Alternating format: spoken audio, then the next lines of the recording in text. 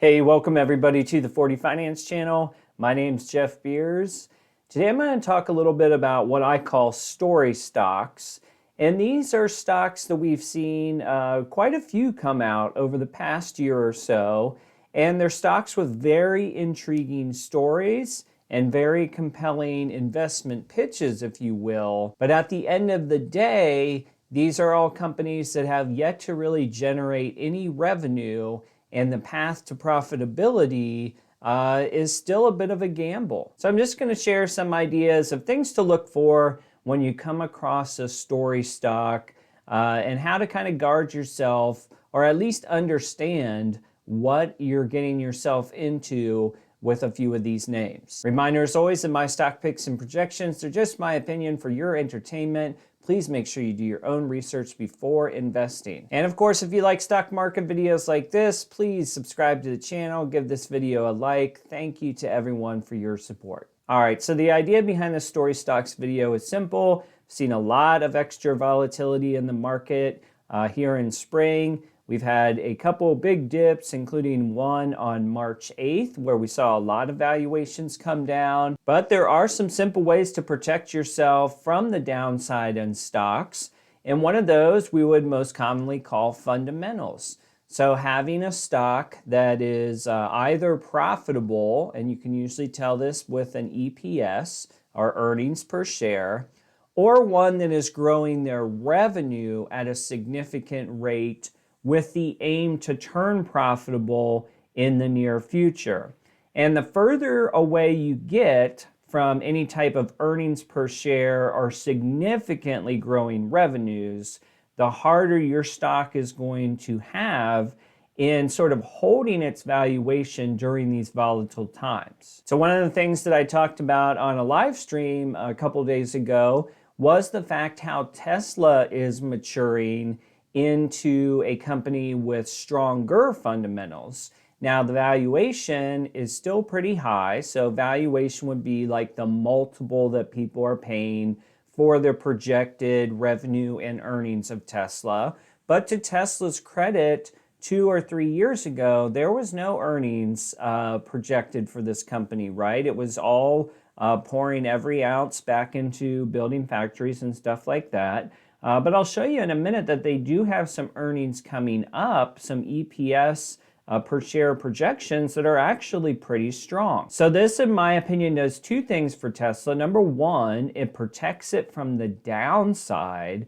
So Tesla as a stock is only going to go down so far before investors start to realize, yes, it was expensive at one point, but now if there was a much broader dip in the market, it would get to a certain point where even the most bearish investor would say, hey, for the money that they're making and the earnings that they're making, this stock is still a good deal. Now that's for Tesla. But on the flip side of the story would be someone that doesn't have earnings per share and very limited or no revenue coming in on these some of these story stocks. And what happens here is a stock can get inflated simply on the bull case for it, or the story of how this company is going to take over the world and make $1 billion. And it can sound like a very compelling case in many circumstances, especially right now when we know that the world is changing from a standpoint of technology. You've got renewable energy, you've got electric vehicles, all these different things that are going on and coming to the surface in our normal world. It's very easy for someone to come in and say, you know, the TAM, or the total addressable market on this new niche of products, is whatever, $1 bazillion. And if in your investor presentation you say you're going to get 5 or 10% of $1 bazillion, then all of a sudden it seems like a can't fail plan. But the problem is, until you get to that point, your stock is not being supported by any sort of logical reasoning. It's just being supported by momentum and belief.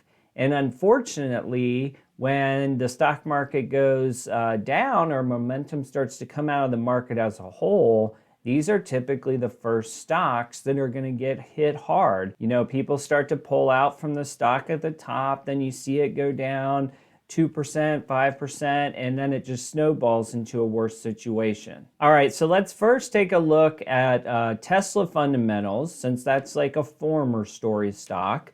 And then I'll pick out a couple story stocks that are on the market today, just so that you can compare the two and see just how far off they are from where Tesla sits. All right, so Tesla stock at the time of this recording is $668. And we're over here at the analyst tab in Yahoo Finance. And in this part of the site, they basically aggregate analysts, Wall Street analysts, and what they think is going to happen to a company coming forward with earnings or earnings per share and revenue.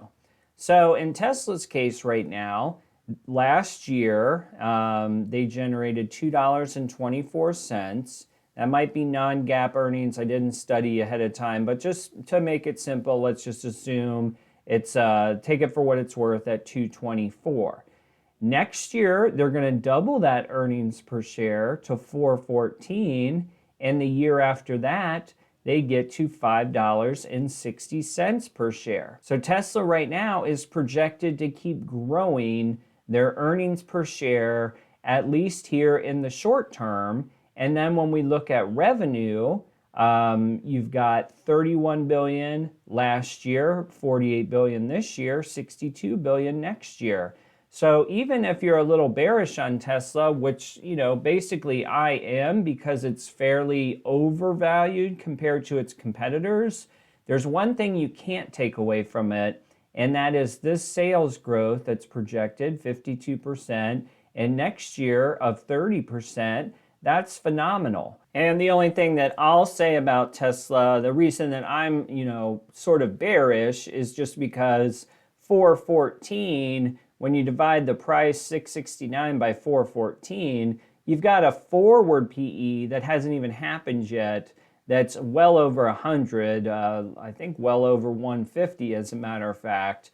You know, that's high for any stock, but if you started to compare it to GM and Volkswagen, it's significantly higher. And even in 2022 at 560, you're still over 100 PE, and that earnings per share, you know, that's 2 years away. So you've got like a 2-year forward PE over 100. That's pretty high. But if you're a Tesla believer, obviously you're making the argument for the next 5 to 7 years when you would really start to see the valuation pan out. And that's okay if your estimated timeline is, you know, 5-ish years, 3 to 5 years. Now, if you bought Tesla today because you hoped that this number of 668 is going to go to $850 by the end of 2021, I would argue that you've probably made a mistake and there's not a lot of room left to run here, but we'll have to see because Tesla does trade at a high valuation. All right, so the first story stock that I have for you is Virgin Galactic Holdings. And Virgin Galactic Holdings is essentially a play on space travel. So Virgin Galactic Holdings, an integrated aerospace company, develops human spaceflight for private individuals and researchers in the United States. Okay, so Virgin Galactic stock is fairly popular simply because they're providing, you know, an investing angle on space travel well before they'll even make a dollar from it. So if you go to their statistics tab in Yahoo, from a revenue standpoint, you know, last 12 months, $238,000. This is for a company with a pretty substantial market cap of $6.92 billion. So that's quite a disparity. So what we need to see with Virgin Galactic, if you were going to buy today at this price, we would want to see some version of earnings and revenue growth. So let's take a look at the analysis tab for Virgin. And, you know, earnings per share is probably not going to work for this one because they just don't have very much revenue. But one bright signal you can see is that the year ago EPS was minus $1.25, It is going down this year to $1.01. And then next year, if analysts are correct, it jumps up even more to just minus 60 cents. Now we look down at the revenue side, and they go from the $238,000 to $5 million in 2021, and then $73 million in 2022. So that's an outstanding sales growth rate if they do actually hit it, but it doesn't look like you're going to be anywhere near profitability. Let's just call it 2024 perhaps. So while the stock price looks low at $30.45, it's not really grounded in any sort of metric. All right, so the real catch here with Virgin Galactic is not necessarily that they won't go on to do good things.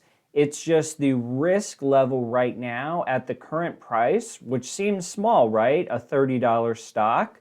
But the thing is there's nothing tying to that $30. So when you buy in today, you're buying in almost solely on momentum.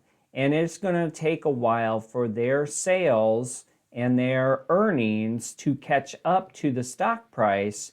So the kind of quandary is, why should you buy Virgin Galactic today? What makes you go on the computer and say $30 is a good price for this stock? I want to lock that price in today because I know it's going to be worth a fortune in 10 years. I would make the argument that today's price is ungrounded, and while the story is attractive, you'll have plenty of more opportunity to get into Virgin when they start generating revenue and earnings per share. So for example, let's just say we wake up in 3 years and Virgin Galactic has an EPS of 10 cents per share. Well, at today's price of $30, that 10 cents per share would give you a PE of 300. So, and that's assuming they make 10 cents earnings per share, which is not even in the forecast right now. So the catch is, with a PE of 300, it's more than likely that you're going to have a lot of other opportunities on the market below that valuation threshold that will be making money today. So ultimately, it's a choice on investment returns. How much money do you want to put in Virgin Galactic that's more or less a story stock, hoping that they do really awesome things in the future, because you can buy other stocks today, hundreds and hundreds and hundreds of stocks today that are already producing revenues and earnings per share at a much lower valuation. All right, next example is Blink Charging. Today it's at $42. Biden just announced his infrastructure goals, and I'm sure that would benefit Blink Charging over the course of time. But as things stands today, we've got a minus 59 cent earnings per share. And when we look at the analysis tab for Blink Charging, you see this year's EPS. Next year's actually goes lower, if analysts are correct, to minus 63 cents. And 2022 jumps up to 33 cents. Then down here at the revenue column, you've got projected 57% growth for sales this year, potentially 100% next year.